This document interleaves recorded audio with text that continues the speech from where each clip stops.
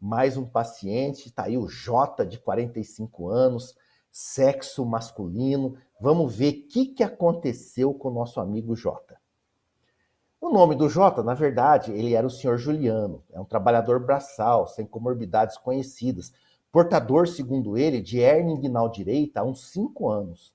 Aproximadamente 12 horas após esforço físico ao levantar um bujão de gás, sentiu forte dor no local da hérnia e passou a não conseguir colocá-la para dentro.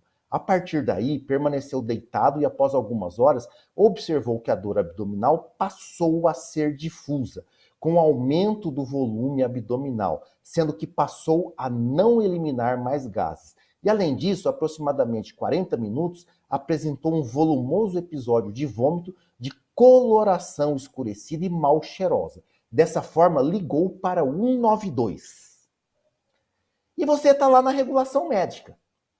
Está lá no 192 SAMU e recebe esses dados. Revalidado, arranjou emprego lá na regulação, está lá. E seu Juliano, ligou para você. E você imagina o que pode ser acontecido com o seu Juliano. Você consegue imaginar? Primeira coisa, ele deve ser atendido numa unidade de pronto atendimento ou num hospital? Então, gente, na verdade, seu Juliano tem uma hérnia, né? E essa hérnia do seu Juliano tem alguma complicação. Então, a gente tem que lembrar que as hérnias também são motivos de prova, né? Todo mundo dizendo aí que deve ser levado para um hospital com um cirurgião. Muito bem, né? Uma complicação. A hérnia, ela tem componentes, tem o anel herniário, o saco herniário, o conteúdo herniário. E a hérnia assintomática ou eletiva, nós temos uma hérnia redutível. Mas nós temos outro conceito, que é a hérnia encarcerada, crônica aguda. A hérnia encarcerada, ela saiu do seu sítio, mas ela não retorna à sua cavidade. Isso pode ser agudo, pode doer, e pode ser crônico. Está lá encarcerada há muito tempo, não tem problema, sem estresse. Agora, se uma hérnia é encarcerada, ela vai e não volta, ela tem sofrimento vascular com isquemia e necrose, aí nós temos a chamada hérnia estrangulada. Então, eu não sei se o seu Juliano é uma hérnia encarcerada aguda que está doendo ou se é uma hérnia estrangulada. Mas no enunciado ele falou umas coisas interessantes, né? Para a gente definir isso. Então, olha só. Ao chegar ao serviço de urgência do hospital, a equipe cirúrgica confirmou a história clínica e fez as seguintes observações ao exame físico. Paciente depletado, quer dizer, desidratado, PA 110 por 70, pulso 90, afebril, eupneico, consciente e corado. Ausculta cardiopulmonar sem alterações. Abdômen distendido, timpânico, doloroso, sem sinais de irritação peritoneal. Na região inguinal direita, grande herniação endurecida, dolorosa, com sinais flogísticos e não redutível à palpação, mesmo ao aplicar morfina para alívio da dor. Fez morfina, não voltou. E estava lá com o abdômen distendido, etc. e tal. Nessas condições, foi solicitado raio-x de abdômen agudo. Lembra, raio-x de abdômen agudo é um raio-x de tórax, sentado ou em pé, para ver se tem pneu peritônio embaixo da cúpula diafragmática, e o raio-x de abdômen em pé e deitado. Então, olha o raio-x de tórax do nosso seu Juliano. Olha o raio-x do Juliano deitado. Lembra que a gente falou da diferença do íleo paralítico para obstrução intestinal? Lembra que a gente falou assim que lá naquele raio-x anterior eram alças de cólon, que era toda cheia de gás, com austrações, né? Vocês veem aí, olha, as famosas pregas de Kernig ou empilhamento de moeda. Essa é um raio-x clássico de empilhamento de moeda. Inclusive, esse é um caso meu, né? Um caso da minha casuística, tá lá meu nome lá escrito. E é o mesmo paciente com raio-x deitado. Olha lá os níveis líquidos escalonados, né, junto da alça parética distendida, e do lado direito do corpo humano, do corpo do paciente, você tem um monte de pequenos níveis ali, né? Então, né, gente, não tenha dúvida. Por que eu trouxe aqui? Não é para vocês fazerem adivinhar, né? É um abdômen obstrutivo, obstrução intestinal clássica, isso, imagem de livro, Flávio. E na prática clínica a gente vê imagem de livro mesmo, e na prova vai cair imagem de livro mesmo. Então, eu trouxe esses raios-x para você comparar com o raio-x do íleo paralítico, para você ficar tranquilo na hora de você definir o raio-x, tá? Não tem gás no reto, tem empilhamento de moeda, tem distensão de Delgado. Claro que eu tenho outros raios-x de obstrução. A obstrução do volvo de sigmoide é o grão de café, é diferente, que a obstrução de colo em alça fechada. Enfim, tem aí algumas características, mas a opção de Delgado clássica realmente é essa. Pergunta 2. Passado uma sonda nasogástrica e verificado débito fecaloide de 600 ml, hemograma com discreta leucocitose e bioquímica normal. Qual o diagnóstico e qual a conduta? Hidratação, descompressão gástrica, tratamento cirúrgico, ignotomia versus laparotomia. E aí, o que eu tenho a dizer para vocês? Gente, é o seguinte, é óbvio que esse paciente precisa ser operado. Ele tem uma obstrução intestinal mecânica por uma hérnia estrangulada. Não resta dúvida disso, tá? Só que esse paciente, eu não vou pegar ele e levar para o centro cirúrgico feito louco. Então, nós vamos hidratar o doente, ele estava depletado, manter a função renal, até do ponto de vista anestésico, isso é legal. Fazer a descompressão gástrica, foi passada a sonda nasogástrica, é importante até como proteção da via aérea na cirurgia e, claro, vai ser levado ao centro cirúrgico. E aí fica a dúvida, nós vamos abordá-lo pela região inguinal ou vamos fazer uma laparotomia? O Thales falou, cirurgia de urgência? Sim, Thales, é uma cirurgia de urgência. Lembra, não é uma cirurgia de emergência, que eu preciso pegar e sair correndo. Então, nós precisamos fazer essa sequência, descomprimir o estômago, hidratar bastante e levar para o tratamento cirúrgico. Nada impede de eu fazer a abordagem por via inguinal. Faço uma inguinotomia, eventualmente eu consigo tracionar as alças e fazer a ressecção pela própria inguinotomia. Às vezes, na hora que anestesia, essa hérnia reduz, o conteúdo vai para dentro, necrosado, aí tem que complementar com uma laparotomia. Eu fiz a inguinotomia, não deu certo, aí eu posso complementar com uma laparotomia tranquilamente. Mas começar pela inguinotomia não tem problema nenhum, quer dizer, pode fazer um acesso inguinal. Foi feito o acesso inguinal no nosso paciente, e olha só o que aconteceu.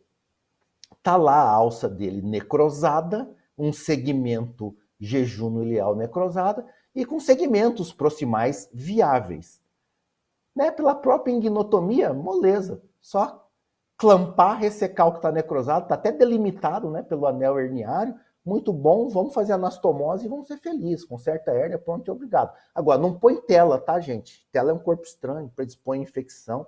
Isso aí tem transsudação de bactéria. Então, se cair na questão, olha, você fez uma inguinotomia, fez uma enterectomia com anastomose, aí precisa corrigir a hérnia. Você vai pôr tela? Não, não põe tela. Vai fazer a correção convencional. Se recidivar, aí você não tem infecção, você não tem abdômen agudo, não vai pôr corpo estranho nisso aí. Lembra bem disso. Eu já vi questão aí, Brasil afora, em prol de residência, sobre essa situação, tá? Então, a Beatriz falou show dice, Bacini, McVeigh.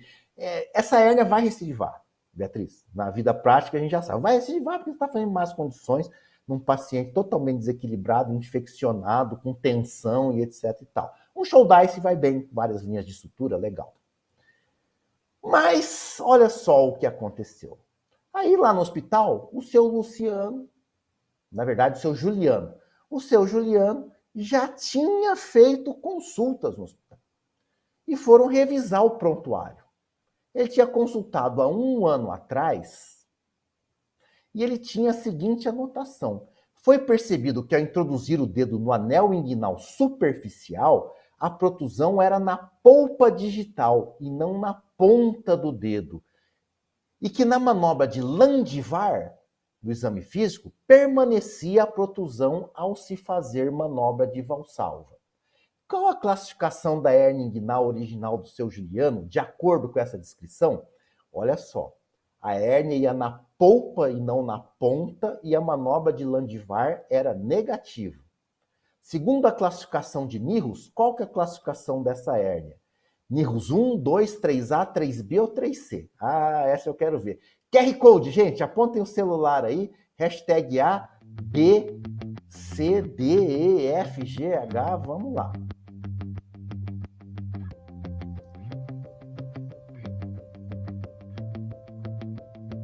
Classificação de Nihus não tem jeito. Classificação de Nihus é arroz de festa. Toda festa tem. Não tem jeito mesmo. Ah, aqui no chat cada um diz alguma coisa. Essa tá boa, essa tá boa. Vamos lá, tempo esgotado, vamos ver o que nossos valorosos... Bom, 91% letra A, ninguém falou que era NIROS tipo 2, NIROS tipo 3A, 72%, NIROS 3B, 18%, e ninguém falou que era o NIROS 3C. Então, vamos ver, gente. Primeira coisa, essa hérnia é uma hérnia direta, né? Ela não ia na ponta, ela ia na polpa, e na manobra Landivar ela era negativa. Então, Landivar negativa é hérnia direta. Agora, é uma hérnia direta simples, gente. Logo, ela é uma NIROS 3A. Gente, nós precisamos revisar esses conceitos, não tem jeito. Isso tem que ter 100% de acerto. Então, a hernia inguinal, isso é abaulamento após esforço físico, ela pode ser redutível ou não. A gente examina a hérnia na posição ortostática. Quem for fazer prova prática no futuro, vai passar na teórica, vai fazer prática. Favor examinar com o paciente em pé, fazer a manobra de valsalva, que é a manobra da protusão, assoprando a mão, tá? Vamos introduzir o dedo no anel inguinal superficial. Diz a lenda que se a herniação bater na ponta do dedo, ela vem pelo ligamento, pelo conduto inguinal, pelo cordão inguinal, é uma hérnia indireta. Se bater na polpa do dedo, é uma hérnia direta, né? Isso aí todos nós sabemos disso. E agora, quem que é essa tal de manobra de Landivar? É o seguinte, a hérnia indireta, ela vem pelo cordão inguinal. Então, ela tem que começar saindo lá do anel inguinal profundo, atravessa todo o território inguinal e vai se exteriorizar pelo anel inguinal superficial. Então, se eu ocluir o anel profundo e fazer valsalva, a hérnia indireta não vai aparecer, ela vai sumir. Agora, se eu ocluir o anel profundo e fizer o valsalva e continuar a hérnia, como foi o caso dele, que era uma hérnia na polpa, é uma hérnia direta. Então a gente vai ocluir o anel inguinal profundo. Agora, o grande lance é saber onde que é o anel inguinal profundo. Então ele é a meia distância entre o tubérculo púbico e a espinha ilíaca antero superior. Então ele vai desaparecer. Quer ver onde que é o Landivar? Olha lá, você pega, mede o tubérculo púbico e a espinha ilíaca. Bem no meio você aperta. Ali é o anel inguinal profundo. Se continuar com hérnia, ela é uma hérnia direta. Se ela é uma hérnia direta, ela é uma categoria NIROS tipo 3. Então, olha só, vamos ajudar vocês a guardarem isso sem decorar. NIROS 1 é a hérnia da criancinha, porque ela é uma hérnia indireta, persistência do conduto peritônio vaginal, mas ela não tem alargamento do anel inguinal, porque ela é congênita, não foi um fator de esforço. A hérnia tipo 2 é a hérnia indireta do adulto, ou seja, o anel inguinal profundo lá está dilatado. O tipo 3 são as hérnias diretas. O tipo 3A é a hérnia direta comum, como foi relatado. O 3B é a hérnia mista. Ela tem a hérnia direta, mas tem uma indireta junto. E a hérnia tipo 3C é uma hérnia direta abaixo do ligamento inguinal, no forame crural, que são as hérnias femorais. E a hérnia tipo 4 são aquelas hérnias que já foram operadas e voltaram. A direta, B indireta, 4C femoral, 4D mista. Então, a gente vai guardar nessa sequência. Indireta da criança, indireta do adulto, direta e recidivada. E aí as nuances lá, cada um vai escolher a maneira de memorizar. E tem aquela história de medial e lateral aos vasos epigástricos. A hérnia direta é aquela hérnia que aconteceu por uma fragilidade do assoalho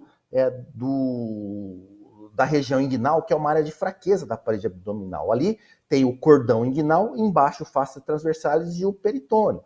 Então, por vários fatores, principalmente adquiridos, esse faces transversais se rompe e faz a herniação. Anatomicamente, ela está numa situação chamado triângulo de Hasselbalch, que é um triângulo de fraqueza do assoalho. Esse triângulo de Hasselbalch, ele é medial aos vasos epigástricos, porque lá no anel inguinal profundo, medialmente ao anel inguinal profundo, nós temos uma arterinha, que é a artéria epigástrica. Então, se eu tenho uma artéria medial, ou seja, em direção ao umbigo, uma hérnia medial, né, vai para o meio do corpo, ela é uma hérnia direta.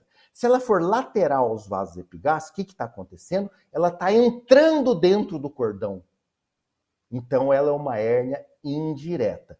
Quer lembrar? Lembra do futebol. O pênalti não é um tiro livre, um tiro direto para o gol? Olha o futebol. A bola não fica no meio do gol? Então, o pênalti, que é direto, é medial, fica no meio do gol. O lateral, que a gente cobra com a mão, ele não é um tiro indireto? Eu não posso jogar a bola e gol. Alguém tem que tocar a bola novamente para dar sequência na partida. Então, o lateral é um tiro indireto. Então, se o lateral é indireto, lateral aos vasos epigástricos é uma hérnia indireta. Eu sei que esse epônimo não foi muito legal, tá, gente? Mas eu me esforço há muitos anos para fazer uma coisa para ninguém errar isso. Juro para vocês que foi o melhor que eu consegui, tá? Eu gosto muito de futebol. Então lembra dessa. Medial, pênalti, tá no meio, então medial os vasos epigástricos. Lateral, então é o tiro lateral. Vamos lá, valeu o esforço do professor para vocês verem como eu fico pensando em vocês. Mas tá bom. Agora nós temos uma dica importante aqui. O tal do orifício miopectíneo de Fruchal. Puta, isso aqui é legal.